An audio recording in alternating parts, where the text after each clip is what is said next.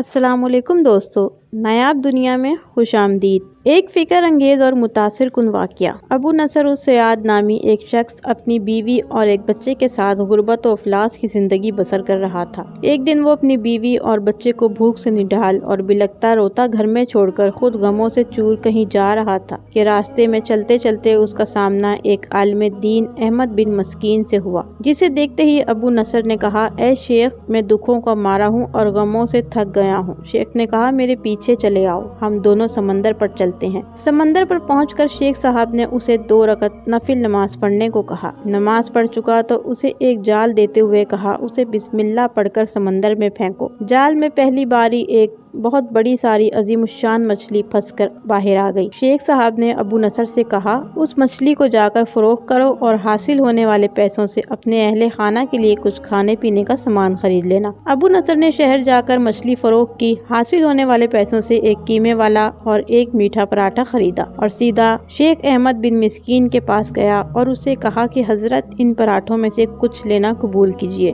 شیخ صاحب نے کہا، اگر تم نے اپنے کھانے کے لیے جال پھینکا ہوتا تو کسی مچھلی نے نہیں پھنسنا تھا۔ میں نے تمہارے ساتھ نیکی گویا اپنی بھلائی کے لیے کی تھی، نہ کہ کسی اجرت کے لیے۔ تم یہ پراٹھے لے کر جاؤ اور اپنے اہل خانہ کو کھلاؤ۔ ابو نصر پراٹھے لیے خوشی خوشی اپنے گھر کی طرف جا رہا تھا کہ اس نے راستے میں بھوکوں کی ماری ایک عورت کو روتے ہوئے دیکھا، جس کے پاس ہی اس کا بے حال بیٹا بھی بیٹھا تھا۔ ابو نصر نے اپنے ہاتھوں میں پکڑے ہوئے پراٹھوں کو دیکھا اور اپنے آپ سے کہا کہ اس عورت اور اس کے بچے اور اس کے اپنے بچے اور بیوی میں کیا فرق ہے؟ معاملہ تو ایک جیسا ہی ہے، وہ بھی بھوکے ہیں اور یہ بھی بھوکے ہیں، پراٹھے کن کو دے؟ عورت کی آنکھوں کی طرف دیکھا تو اس کے بہتے آنسو نہ دیکھ سکا اور اپنا سر جھکا لیا۔ پراٹھے عورت کی طرف بڑھاتے ہوئے کہا، یہ لو، خود بھی کھاؤ اور اپنے بیٹے کو بھی کھلاؤ۔ عورت کے چہرے پر خوشی اور اس کے بیٹے کے چہرے پر مسکراہٹ پھیل گئی۔ ابو نصر غمگین دل لیے واپس اپنے گھر کی طرف یہ سوچتے ہوئے چل دیا کہ اپنے بھوکے بیوی اور بیٹے کا سامنا کیسے کرے گا۔ گھر جاتے ہوئے راستے میں اس نے ایک منادی والا دیکھا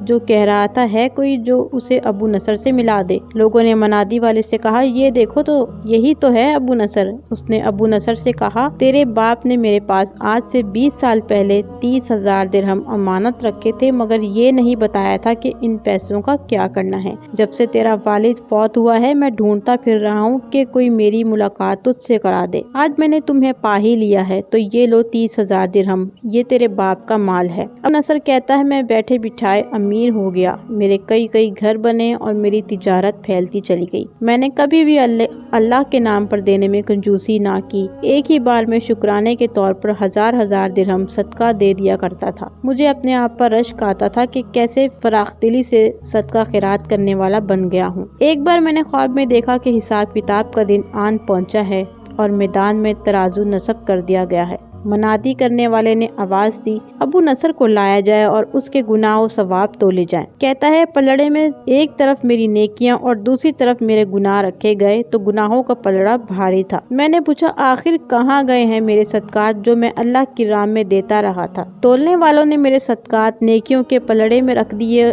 ہر 1000 درہم کے صدقے کے نیچے نفس کی شہوت، میری خود نمائی کی خواہش اور ریاکاری کا ملمہ چڑھا ہوا تھا، جس نے ان صدقات کو روئی سے بھی زیادہ ہلکا بنا دیا تھا۔ میرے گناہوں کا پلڑا ابھی بھی بھاری تھا۔ میں رو پڑا اور کہا، ہائے رے، میری نجات کیسے ہوگی؟ منادی والے نے میری بات کو سنا تو پھر پوچھا، ہے کوئی باقی؟ اس کا عمل تو لے آؤ۔ میں نے سنا ایک فرشتہ کہہ رہا تھا، ہاں، اس کے دیے ہوئے 2 پراٹھے ہیں جو ابھی تک میزان میں نہیں رکھے گئے۔ وہ 2 پراٹھے ترازو پر رکھے گئے تو نیکیوں کا پلڑا اٹھا ضرور، مگر ابھی نہ تو برابر تھا اور نہ ہی زیادہ۔ منادی کرنے والے نے پھر پوچھا، ہے کچھ اس کا اور کوئی عمل؟ فرشتے نے جواب دیا، ہاں، اس کے لیے بھی کچھ باقی ہے۔ منادی نے پوچھا، وہ کیا؟ کہا، اس عورت کے آنسو جسے اس نے اپنے 2 پراٹھے دیے تھے۔ عورت کے آنسو نیکیوں کے پلڑے میں ڈالے گئے، جن کے پہاڑ جیسے وزن نے ترازو کے نیکیوں والے پلڑے کو گناہوں کے پلڑے کے برابر لا کر کھڑا کر دیا۔ ابو نصر کہتا ہے، میرا دل خوش ہوا کہ اب نجات ہو جائے گی۔ منادی نے پوچھا، ہے کوئی عمل اس کا باقی؟ فرشتے نے کہا، ہاں، ابھی اس بچے کی مسکراہٹ کو پلڑے میں رکھنا باقی ہے جو پراٹھے لیتے دیتے ہوئے اس کے چہرے پر آئی تھی۔ مسکراہٹ کیا پلڑے میں رکھی گئی نیکیوں والا پلڑا بھاری سے بھاری ہوتا چلا گیا۔ منادی کرنے والا بول اٹھا، یہ شخص نجات پا گیا ہے۔ ابو نصر کہتا ہے، میری نیند سے آنکھ کھل گئی اور میں نے اپنے آپ سے کہا، اے ابو نصر، آج تجھے تیرے بڑے بڑے صدقوں نے نہیں بلکہ تجھے تیری 2 روٹیوں نے بچا لیا۔